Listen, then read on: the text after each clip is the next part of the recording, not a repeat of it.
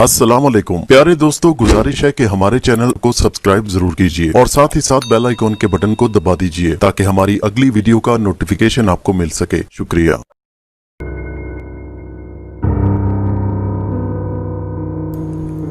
अरे अरे, कुछ सुना तुमने सादिक मियाँ?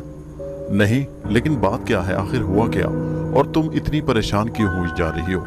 सादिक, अभी अभी सुनकर आ रही हूँ। अरे सुनकर क्या, देख कर आ रही हूँ। रहमत को किसी ने बड़ी बेरहमी से मार डाला। उसकी लाश कुएं के रास्ते पर पड़ी है।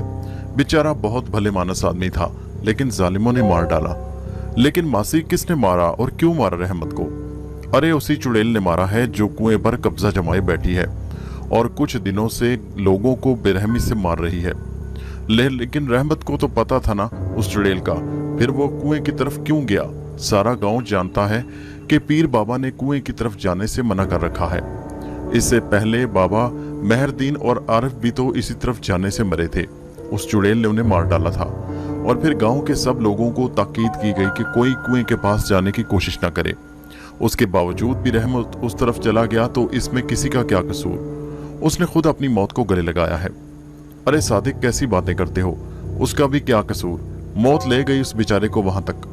तुमने सुना नहीं कि जिस जगह इंसान की मौत लिखी होती है वहां वो किसी तरीके से पहुंच जाता है।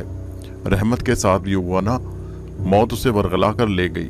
जबकि उसके घर वाले कह रहे हैं कि रात को ये कहकर रहमत घर से निकला कि मैं गांव के एक आदमी से मिलने जा रहा हूं। रहमत की मौत का सुनकर गांव में खौफो हिरास फैल गया। अब शाम होते ही घरों में लोग कैद हो जाते, कोई भी घर से बाहर न निकलता, क्योंकि रात के पिछले पहर वो शैतानी चुड़ैल अजीब सी आवाजें निकालती और जो भी भूला भटका कुएं के पास उसकी आवाज सुनकर चला जाता तो वो उसे मार डालती और लाश गांव की हदूद में फेंक देती। इस अनजानी मौत से गांव वाले बहुत परेशान थे, लेकिन किसी का बस नहीं चलता था कि उस चुड़ैल को रोक सके। इसीलिए वो गांव वालों को मारे जा रही थी। रहमत को मरे हुए अभी चंद दिन हुए कि एक सुबह गांव की हदूद में एक और लाश पड़ी मिली, जिसको बुरी तरह नोचा गया था, क्योंकि उसके चेहरे पर इतनी खराशें थी कि पहचानने में नहीं आ रही थी।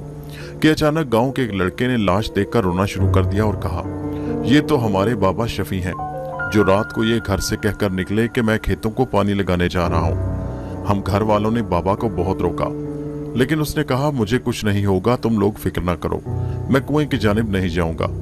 फिर पता नहीं कुएं की तरफ कैसे चले गए और उस चुड़ैल का शिकार बन गए।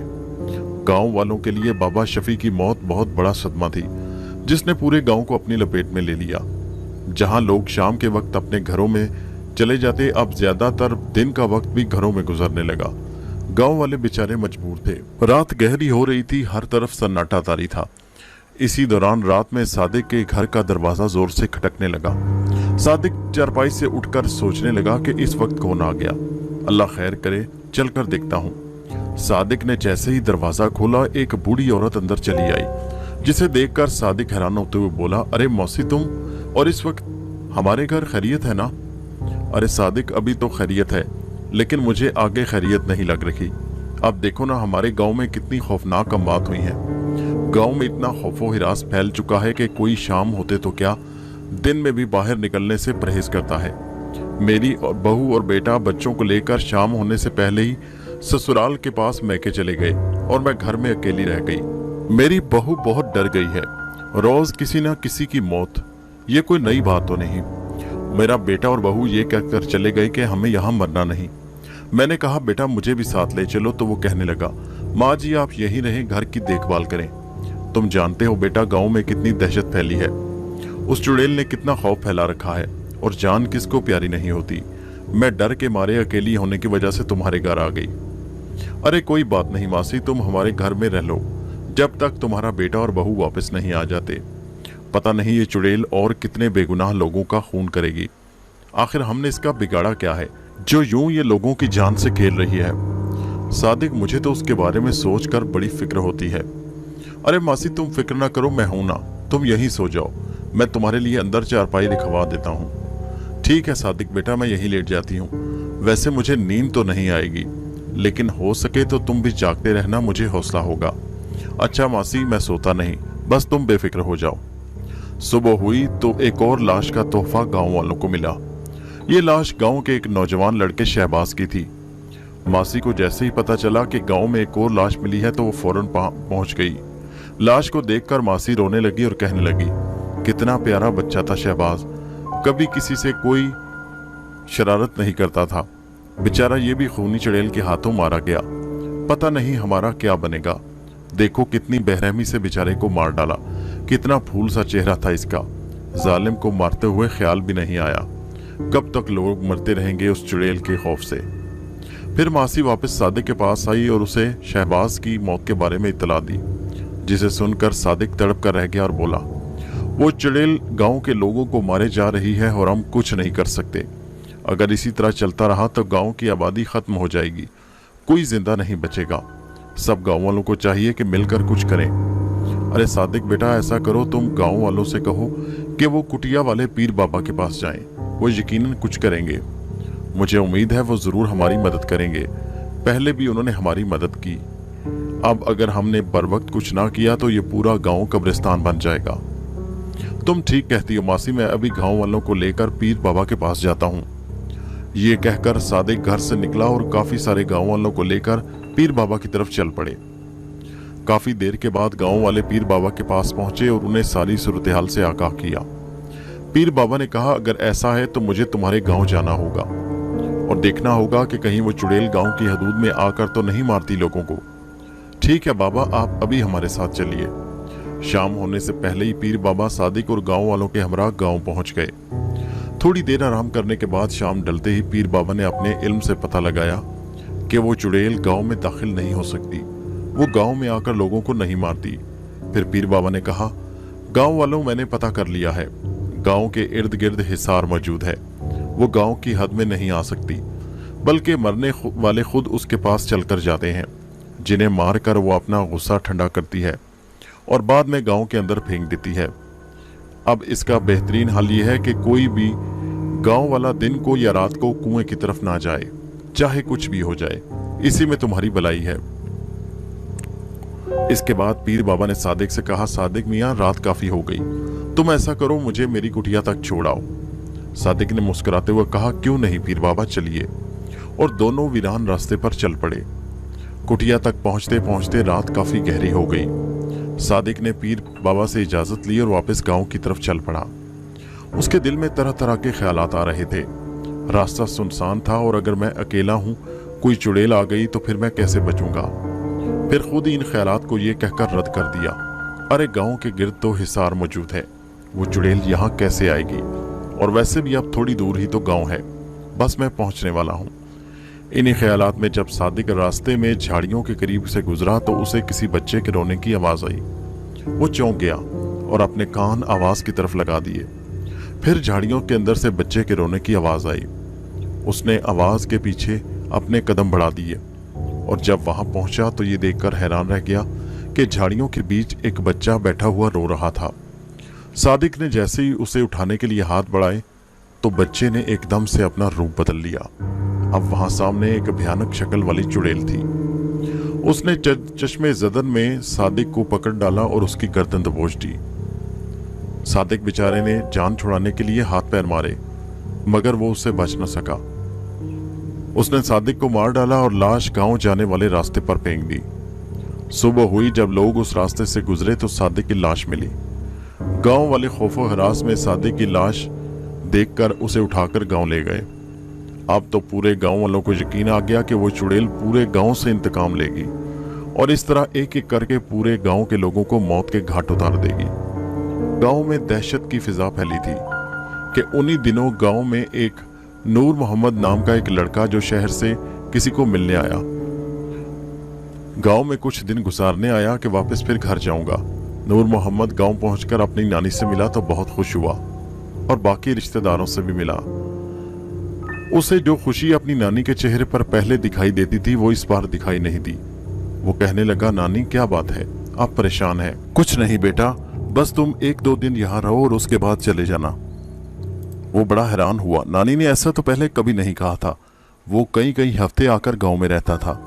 नानी, मैं कुछ समझा नहीं, आप क्या कह रही हैं? क्या आप मेरे आने से खुश नहीं? अरे बेटा, खुश तो हूँ, मगर तुम नहीं जानते कि गांव पर क्या वहशत तारी है। नानी अम्मा कुछ बताएंगी तो पता चलेगा ना। अच्छा, अगर सुनना ही चाहते हो तो फिर दिल पर हाथ रखकर सुनो। मैं तुम्हें सब बताना चाहती हूँ, लेकिन मेरी बात तो मानोगे कि तुम फिर शहर चले जाओगे। नानी बताएं तो सही। नानी कहने लगी, आजकल गांव पर एक आफत टूटी है। लेकिन ठहरो, पहले तुम्हें मैं शुरू से सुनाती हूँ। ये उन दिनों की बात है जब गांव में हर तरफ अमन था, कोई भी किसी किस्म का खौफ नहीं था, हर तरफ मोहब्बत की फिजा थी। लेकिन न जाने हमारे गांव को किसकी नजर खा गई कि सारा गांव जैसे मातम कदा बनकर रह गया। जिसकी गांव में मोहब्बत के दूर दूर तक चर्चे थे, वो गांव बर्बादी में तब्दील होने लगा। गांव से थोड़े फासले पर मशरक की तरफ गांव का एक पुराना कुआं है। वो कुआं सदियों से वहां मौजूद है, जहां से पुराने जमानों से पूरे गांव वाले पानी भरा करते थे। इसी कुएं के साथ चंद पुरानी कब्रें भी मौजूद हैं, जो हमारी जिंदगी से भी पहले वो कब्रें वहां मौजूद हैं। उनमें और कुएं में थोड़ा ही फासला है। कब्रें कुएं के इर्द गिर्द बहुत सारे बरगद के पेड़ों के दरमियान फैली हुई हैं। इन बरगद के पेड़ों में एक ऐसा पेड़ भी है जो सबसे ज्यादा पुराना है, क्योंकि वही वाहिद बरगद का पेड़ है जो दूसरे पेड़ों से बहुत मुख्तलिफ है। उस पेड़ की खसूसियत यह है कि वो तने के लिहाज से और फैलाव के लिहाज से सबसे बड़ा पेड़ है। उस पेड़ के तने में एक बड़ा सा सुराख भी है जो तने को जुदा करता है एक होने से, लेकिन फिर भी वो बहुत ज्यादा बड़ा है। वो सुराख जमीन की निचली तह तक जाता है। गांव वाले हर रोज की तरह अपनी जरूरत के मुताबिक पुराने कुएं से पानी भरते थे और इस्तेमाल करते थे। लेकिन वहां पर एक जिन जिसका नाम शर्राल था, वो आ गया और गांव वालों को डराने और कहने लगा, ये जगह मेरी है, यहाँ मत आना। कई गांव वालों ने उसे वहां पर देखा है। कुछ लोग तो यकीन नहीं करते थे, मगर कुछ लोग जिन्होंने उसे देखा उन्होंने आकर बताया कि वो गांव के पुराने कुएं के पास नमूदार होता है। वो बहुत ही खौफनाक है। उसने हमें कई बार ये कहा है कि आइंदा यहाँ आए तो तुम्हारी जान निकाल दूंगा, यहाँ पानी भरने मत आना, ये मेरा इलाका है।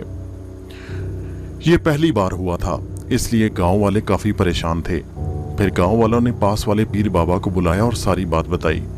तो पीर बाबा ने अपने अमल के जरिए उस जिन को पकड़ा और सबक सिखाया और कहने लगे कि गांव वालों को तंग मत करना, अब ये जगह छोड़ दे और यहाँ से चला जा। लेकिन वो बड़ा ढीठ जिन था, वो नहीं माना और उसने लोगों को तंग करना शुरू कर दिया, बल्कि कुछ लोगों की तो जान भी ले ली। तो पीर बाबा ने फिर अपने अमल से उसको पकड़ा और उसको आग में जलाकर मार डाला। जिन खुद आग की पैदावार होते हैं, मगर पीर बाबा की आग में न जाने कैसा असर था कि जिन उसमें जलकर मर गया। इस तरह गांव वालों ने सुख का सांस लिया और जिंदगी पहले जैसी चलने लगी। गांव वाले उसी कुएं से पानी भरने लगे। लेकिन उस जिन के मरने के बाद उसके साथ उसकी एक मादा भी थी, वो जिनजादी यानी चुड़ैल, जिसका नाम शाकानी है। उसने अपने शौहर की मौत का बदला लेने की ठानी और यूं उसने कब्रिस्तान और वीरान कुएं पर कब्जा कर लिया। मगर उसने कितने ही अरसे तक किसी गांव वाले पर हमला नहीं किया, ताकि गांव वाले और पीर बाबा इस वाकया को भूल जाएं और वो ये समझें कि ये इलाका अब बिल्कुल आज़ाद और पुरअमन हो चुका है। अब कुछ अरसे से उस मनहूस डायन ने फिर गांव वालों को सताना शुरू कर दिया। उसने हर आने जाने वाले को मारना शुरू कर दिया। उसे जब मौका मिलता है वो किसी न किसी को मार डालती है और इतनी बेरहमी से मारती है कि खुदा की पनाह। उस चुड़ैल की रात को रोने की आवाजें भी कुएं की तरफ से आती हैं। गांव वालों तो खौफ के मारे दिन के वक्त भी उस तरफ नहीं जाते। रात के वक्त उसके बैन की आवाजें आती हैं। पीर बाबा के बनाए हिसार की वजह से वो गांव में दाखिल नहीं हो सकती, मगर गांव के परे वो बैठकर उसी कुएं के पास रात को बैन करती है। कुछ लोगों ने तो उसे शुरू में रात के वक्त देखा भी है।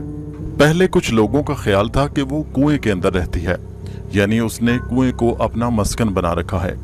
मगर कुछ लोगों ने उसे बड़े बरगद के पेड़ वाले सुराख से धुआं बनकर जमीन के अंदर जाते हुए देखा है और इसी से बाहर अपनी असली हालत में आते देखा है। हिसार खींचने के बाद वो कुएं की हद तक रह गई है और गांव के अंदर नहीं आ सकती। लोगों ने तो उस तरफ जाना छोड़ दिया, लेकिन उसने एक और राह निकाली। गांव वालों को मारने की खातिर वो रात को अजीब अजीब रूप धार लेती है। कभी कोई बच्चा बनकर किसी को बहकाती है, तो कभी औरत बनकर, और यूं भटके हुए लोग उसकी बातों में आकर और उसकी चाल में उलझकर हिसार तोड़कर कुएं के पास चले जाते हैं और वो उन्हें मार डालती है। उसने तरह तरह की शक्लें बदलकर लोगों को अपनी तरफ बुलाया और उन्हें अपने बदले की आग का निशाना बना। लेकिन अब गांव वालों को पता है कि अगर कोई भी उस कुएं की तरफ जाए तो उसकी किसी आवाज़ या किसी रूप पर यकीन ना करे। अव्वल तो कोई घरों से निकले ही ना, और अगर किसी काम से निकले भी तो कब्रिस्तान या कुएं की तरफ ना जाए। लेकिन वक्त गुजरने के साथ साथ लोग खुद अपनी मौत की तरफ कदम बढ़ाते हैं और वो जालिम चुड़ैल उन्हें मार डालती है।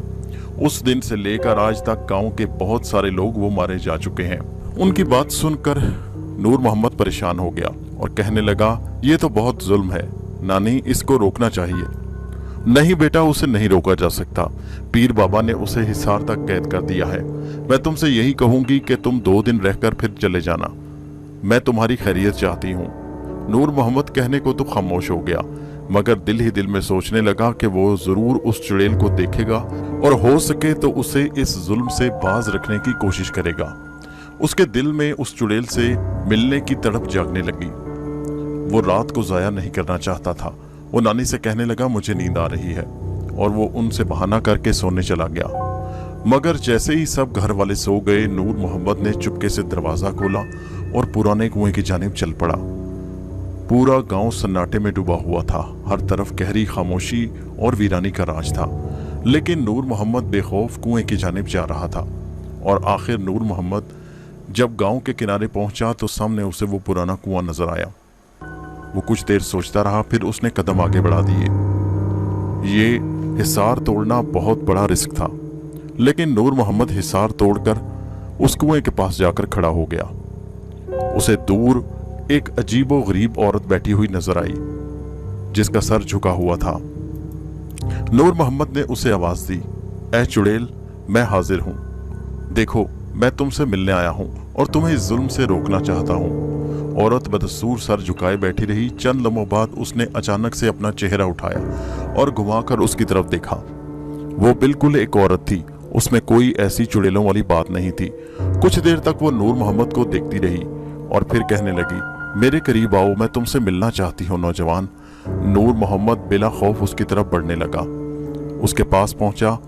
उसने देखा कि वो बिल्कुल एक औरत जैसी थी। उसका चेहरा बिल्कुल खौफनाक नहीं था। वो कहने लगा, गांव वाले तो तुम्हारे बारे में बातें करते हैं कि तुम एक भयानक चुड़ैल हो। वो मुस्कुराकर कहने लगी, देख लो, क्या मैं चुड़ैल नजर आती हूँ? उसने कहा, मेरे पास बैठो। नूर मोहम्मद बरगद के पेड़ के नीचे बैठ गया। वो कहने लगी, तुम मुझे भले नौजवान लगते हो जो रात के इस पहर मुझसे मिलने चले आए, वरना पूरा गांव मुझसे खौफ खाता फिरता है। नूर मोहम्मद कहने लगा, तुम गांव वालों को मौत के घाट क्यों उतारती हो? क्या तुम्हारी बदले की आग ठंडी नहीं हुई? उस औरत ने यह सुना तो जारो जार रोने लगी। उसके रोने की आवाज बड़ी भयानक थी। वो कुछ देर रोती रही। नूर मोहम्मद के दिल में हल्का सा खौफ पैदा हुआ। उसके रोने की आवाज बड़ी ही दर्दनाक थी। फिर उसने कहा कि गांव वालों ने मेरे साथ बहुत जुल्म किया। इन्होंने मेरे शौहर को मार डाला, उसे मौत के घाट उतार दिया, और फिर उसने शराल जिन के साथ पेश आने वाला सारा वाकया उसे सुना दिया। नूर मोहम्मद ने कहा, तुमने भी तो गांव के कई लोगों को मौत के घाट उतारा। वो कहने लगी, हाँ, मगर मेरे बदले की आग अभी तक ठंडी नहीं हुई। मैं इस गांव के तमाम लोगों को मार डालूंगी। नूर मोहम्मद मुस्कुराकर कहने लगा, देखो, मैं भी इसी गांव का नौजवान हूँ, मगर मैं तो तुमसे खौफजदा नहीं, मैं तुम्हें मिलने चला आया। वो औरत यानी वो चुड़ैल उसकी तरफ देखने लगी। कुछ देर अजीब सी नजरों से देखती रही और फिर मुस्कुराकर बोली, तुम भले नौजवान हो, शक्लो सूरत के भी अच्छे हो। मुझे लगता है कि जिस नौजवान की मुझे तलाश है तुम वही हो। नूर मोहम्मद उसकी बात सुनकर हंसकर बोला, बेशक मैं वही नौजवान हूँ, मगर मैं तुमसे दरख्वास्त करता हूँ कि इन गाँव के लोगों को छोड़ दो। ये मासूम लोग हैं। अच्छा, तुम मुझसे वादा करो, तुम मुझे कल मिलने आओगे। उस औरत यानी चुड़ैल ने उस नूर मोहम्मद को देखकर कहा। नूर मोहम्मद कहने लगा, मैं जरूर आऊंगा, लेकिन कल इस गांव में किसी की लाश मिलनी नहीं चाहिए। उस औरत ने कहा, मैं तुमसे वादा करती हूँ, कल तक कोई लाश नहीं मिलेगी, लेकिन अपने वादे के मुताबिक तुम्हें यहाँ आना होगा। नूर मोहम्मद ये कहकर चला आया। सारा रास्ता वीरान पड़ा था, हर तरफ सन्नाटे का राज था। इस वक्त गांव से बाहर निकलना किसी दिल गुर्दे वाले का ही काम था, मगर नूर मोहम्मद बिला खौफ खतर उस चुड़ैल से मिलकर वापस आ रहा था। और फिर अगले दिन फिर नूर मोहम्मद उसके पास पहुंच गया। अगला दिन गांव में काफी पुरसुकून गुजरा, क्योंकि गांव में कोई लाश नहीं मिली थी। इसी तरह उसे चुड़ैल से मिलते हुए तीसरा दिन आ गया। इधर नानी ने उसे कहना शुरू कर दिया कि वो वापस शहर चला जाए, मगर वो कहने लगा, नानी, मेरा यहाँ से जाने को दिल नहीं चाहता, और आप बेफिक्र रहिए। आप देखिए कि आज 3 दिन गुजर चुके हैं, गांव में किसी की मौत नहीं हुई। उस चुड़ैल ने किसी को नहीं मारा। नानी बेहद परेशान थी, मगर वो ये नहीं जानती थी कि उनका अपना नवासा ही उस चुड़ैल के चुंगल में फंस चुका है। नूर मोहम्मद रोज उससे मिलने जाता और वो रोज उससे मिलती, मगर वो हमेशा उससे रूप धार कर मिलती। एक दिन उससे नूर मोहम्मद कहने लगा, देखो मैं अपने वादे के मुताबिक रोज तुमसे मिलने आता हूँ। वो कहने लगी, मैं तुम्हें पसंद करने लगी हूँ, इसीलिए मैं तुम्हारी बात मानकर गांव वालों को कुछ नहीं कहती, वरना अब तक कई लोग मारे जा चुके होते। वो कहने लगा, ठीक है, क्या तुम हमेशा के लिए इन गांव वालों को माफ नहीं कर सकती? वो कहने लगी, नहीं, इन गांव वालों का कसूर काबिले माफी नहीं है। इन्होंने मेरे सिर के ताज को मार डाला, जिसका बदला लिए बगैर मैं इनको नहीं छोड़ूंगी। नूर मोहम्मद कहने लगा, इसका मतलब है अगर मैं तुमसे मिलने ना आऊं तो तुम फिर इन्हें मारना शुरू कर दोगे? वो कहने लगी, हाँ, इसमें कोई शक नहीं। नूर मोहम्मद कहने लगा, फिर तुमने अभी तक मुझे क्यों जिंदा छोड़ रखा है? वो कहने लगी, इसलिए कि तुम पहली नजर में मुझे अच्छे लगे थे और इसीलिए तुम आज तक जिंदा भी हो, वरना पहली रात ही मैं तुम्हारा कलेजा निकाल देती। नूर मोहम्मद हंसकर कहने लगा, मुझे अपनी मौत की कोई परवाह नहीं, मैं पहले ही दिन अपनी जान हथेली पर रखकर आया था। चुड़ैल कहने लगी, मगर तुम आए क्यों थे? क्या तुम्हें मुझसे खौफ नहीं आता? नूर मोहम्मद कहने लगा, मैं इसलिए आया था कि मैं सब गांव वालों को तुम्हारे शर से बचाना चाहता हूँ। और देख लो, आज एक हफ्ता गुजर गया, सब लोग महफूज हैं। क्या ऐसा नहीं हो सकता कि तुम हमेशा के लिए इन लोगों की जान बख्श दो? चुड़ैल कुछ देर सोचती रही और फिर कहने लगी, ऐसा हो सकता है, मगर वो कैसे? नूर मोहम्मद ने पूछा। उसकी सिर्फ एक ही सूरत है, अगर तुम हमेशा के लिए मेरे साथ मेरी दुनिया में चले जाओ। नूर मोहम्मद उसकी बात सुनकर हैरान हुआ और फिर कहने लगा, ऐसा कैसे मुमकिन है? वो कहने लगी, तुम बेफिक्र रहो, मैं कभी असली रूप में तुम्हारे सामने नहीं आऊंगी, तुम मुझे इसी औरत के रूप में पाओगे। तुम्हें साथ ले जाकर मैं अपने मरहूम शोहर यानी शर्राल जिन की कमी को पूरा करूंगी। मुझे तुम्हारा साथ चाहिए, बोलो, तुम जब यहाँ से मेरी दुनिया में चले जाओगे तो तुम्हारा राब्ता इस दुनिया से खत्म हो जाएगा और फिर गांव वाले हमेशा के लिए सजाब से छूट जाएंगे। नूर मोहम्मद कहने लगा, मुझे एक दिन का वक्त दो। वो कहने लगी, ठीक है, मगर ऐसा ना हो कि तुम वापस ना आओ। नूर मोहम्मद कहने लगा, मैं वादा करता हूँ, दोनों सूरतों में तुम्हारे पास मैं वापस आऊंगा। अगर मेरा जवाब इनकार में हुआ तब भी मैं तुम्हें बताने आऊंगा, फिर बेशक तुम मुझे मार डालना, और अगर मेरा जवाब हाँ में हुआ तो फिर भी मैं तुम्हारे पास आऊंगा। नूर मोहम्मद उस रात उससे इजाजत लेकर वापस आ गया, मगर वो काफी परेशान था। उसकी नानी उसकी उतरी हुई शक्ल देखकर कहने लगी, बेटा मैं कहती हूँ तुम वापस चले जाओ। उस रात वो काफी देर तक नानी के पास बैठा उनसे बातें करता रहा।